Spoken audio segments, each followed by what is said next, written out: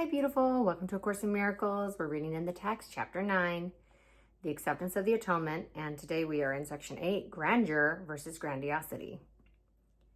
Paragraph 1. Grandeur is of God and only of Him. Therefore, it is in you. Whenever you become aware of it, however dimly, you abandon the ego automatically because in the presence of the grandeur of God, the meaninglessness of the ego becomes perfectly apparent. When this occurs, even though it does not understand it, the ego believes that its enemy has struck and attempts to offer gifts to induce you to return to its protection. Self-inflation is the only offering it can make. Oh, I'm going to pause here and say this makes me feel so sad. It makes me feel so sad. Self-inflation is the only offering it can make. Oh, it's so pathetic. It's so pathetic. It ropes you, I'm going to pause here and say, it ropes you into a lie that you're not enough and then offers you this paltry, petty little gift of self-inflation, which is completely a moot point and unnecessary when you recognize your true grandeur.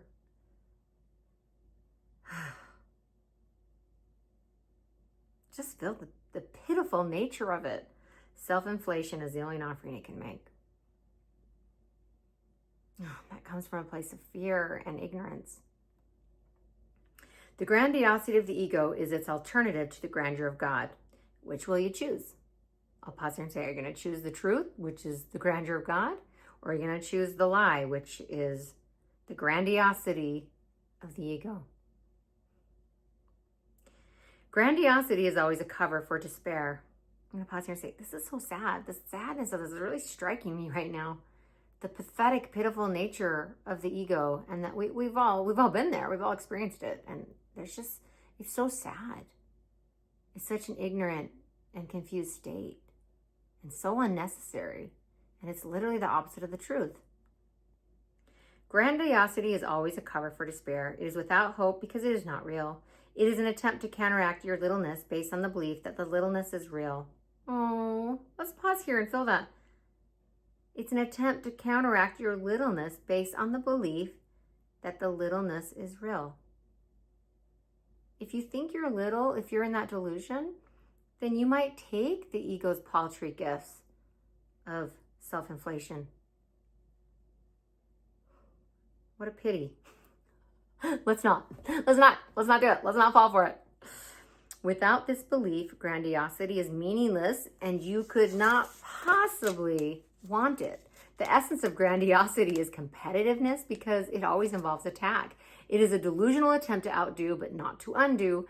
We said before that the ego vacillates between suspicion and viciousness. It remains suspicious as long as you despair of yourself. It shifts to viciousness when you decide not to tolerate self-abasement and seek relief. Then it offers you the illusion of attack as a solution. The ego does not understand the difference between grandeur and grandiosity because it sees no difference between miracle impulses and ego alien beliefs of its own. I told you that the ego is aware of threat to its existence, but makes no distinctions between these two very different kinds of threat. Its profound sense of vulnerability renders it incapable of judgment, except in terms of attack. When the ego experiences threat, its only decision is whether to attack now or to withdraw to attack later. Fight or flight. If you accept its offer of grandiosity, it will attack immediately. If you do not, it will wait.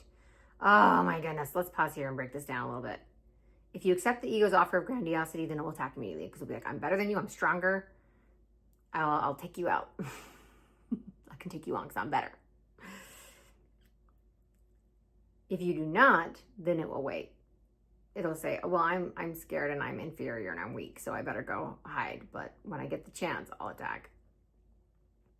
The ego is immobilized in the presence of God's grandeur because his grandeur establishes your freedom. Wow. I'll pause here and say, we're reminded again and again, nothing can hurt you. Nothing real can hurt you. If you believe the nightmares and the delusions, then you can be perceptually hurt, but not in reality, because your true authentic self is the Son of God with all the powers and abilities of God's self, because God has granted it to you. Even the faintest hint of your reality literally drives the ego from your mind because you will give up all investment in it. Oh my goodness. Yes, we will. Let's pause here and say, yes, we will. We will give up all investment in the ego because it's crazy and it doesn't give us anything. The ego is all risk and no reward, and spirit is all reward and no risk. It's such a no-brainer. And of course, Miracles reminds us again and again, you really only have two choices: love, which leads to joy, or fear, which leads to misery. Which one do you want? Grandeur is totally without illusions because it is real. It is compellingly convincing. Yet the conviction of reality will not remain with you unless you do not allow the ego to attack it. The ego will make every effort to recover and mobilize its energies against your release. It will tell you that you are insane and argue that grandeur cannot be a real part of you because of the littleness in which it believes. Yet your grandeur is not delusional because you did not make it. You made grandiosity and are afraid of it because it is a form of attack. I'm going to pause here and say, believing that you're better than anyone is a form of attack. Believing that you are worse or less than anyone is a form of attack. But your grandeur is of God, who created it out of his love. I'll pause here and say, and only love is real. From your grandeur, you can only bless because your grandeur is your abundance. By blessing, you hold it in your mind, protecting it from illusions and keeping yourself in the mind of God. Remember always that you cannot be anywhere except in the mind of God. You, your true self. When you forget this, you will despair and you will attack. The ego depends solely on your willingness to tolerate it. I'm going to read that again. I'm going to read that again a couple times. We got to let this one sink in. The ego depends solely on your willingness to tolerate it. One more time. The ego depends solely on your willingness to tolerate it. So let's pause here and say, next time we hear whatever ignorant, insane thing the ego has to say to us, we just got to remember that it depends solely on our willingness to tolerate it. And we don't have to. We can just say, I don't want to be insane and miserable today. No, thank you, thought system of ego. If you are willing to look upon your grandeur, you cannot despair. And therefore, you cannot want the ego. Your grandeur is God's answer to ego because it is true. Guys, I'm going to pause here and say, it is true. This isn't words of affirmation. This is words of truth. There's a big difference. If you're trying to affirm something, you may not really believe it. But if you accept the truth, you don't have to affirm it. It just is. It's self-evident. And we see that when we let go of the insanity of the ego, and the ego depends solely on our willingness to tolerate it. Littleness and grandeur cannot coexist, nor is it possible for them to alternate. Littleness and grandiosity can and must alternate, since both are untrue and are therefore on the same level. I'm going to read that again. Littleness and grandeur cannot coexist.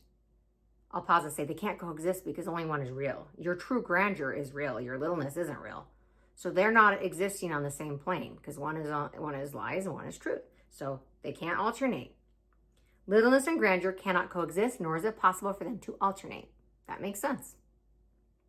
Littleness and grandiosity can and must alternate, since both are untrue and are therefore on the same level. I'll pause here and say, so what does this mean in a practical sense? The ego can and does vacillate between, I'm better than this person, I'm worse than this person. I'm smarter than this person, I'm dumber than that person. The ego is always competing and comparing. So it vacillates between littleness and grandiosity. And the Son of God has no need for that because it is at one. And it sees its brothers and sisters as completing them, not competing with them. In love, we complete.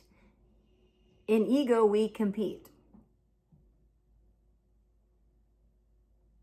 You are perfect, whole, and complete just as you are. You don't need to change. Just be you because you're already perfect. Coming home isn't going somewhere. It's to stop leaving.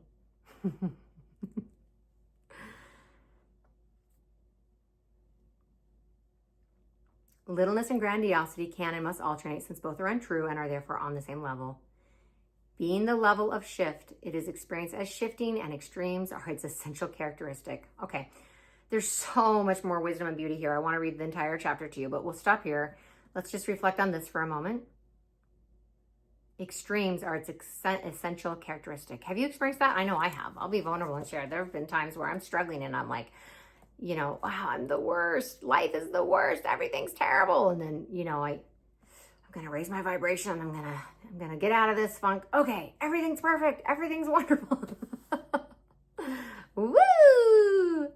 When we're stuck in ego identification, when we're being little, we are going to vacillate between littleness and grandiosity.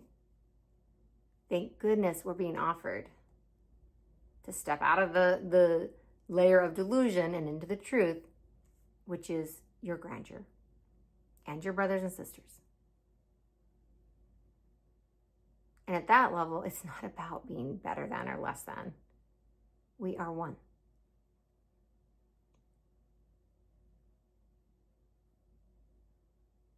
We complete, we don't compete. I'm so glad you're you. There's only one you. We need you. You're it. There's only one you. You're so unique. You're so beautiful, but you are part of the sonship. And God sees the entire sonship as one.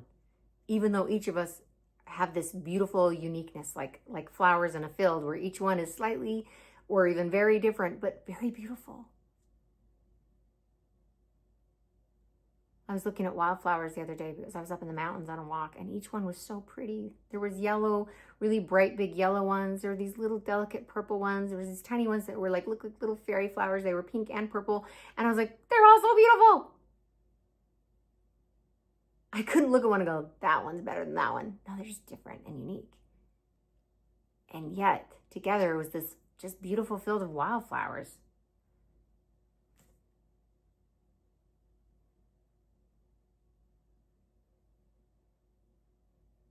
You don't need to be better than anyone. You're incomparable, quite literally.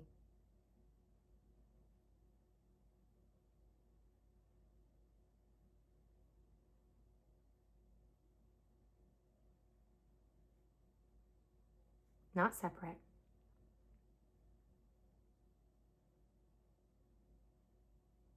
And yet beautiful, distinct, and unique. Growing together side by side, enhancing each other's beauty simply by existing.